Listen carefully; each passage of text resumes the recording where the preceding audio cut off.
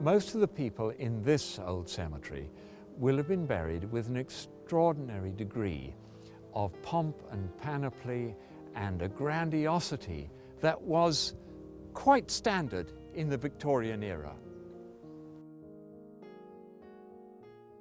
What changed this was the First World War, when there were so many deaths that the government took a view on how to manage what they saw as an impending grief storm. And from Westminster Abbey pulpit, May 1911, we were told to cease this unseemly obsession with death, and echoed by the fashion magazines, to stop parading bereavement.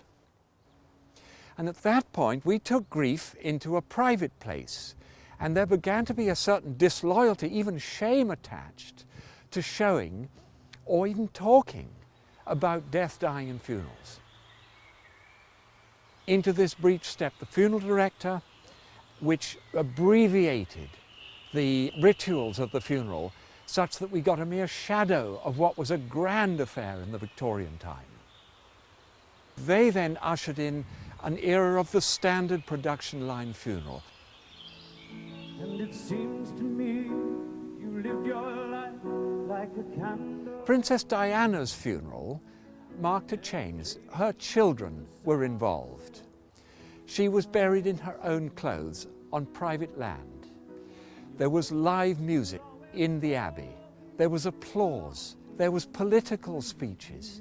And this marked the real sea change to the point where we are now able, if we're brave and bold and tell the funeral director what we want, we can have a funeral that makes sense to us.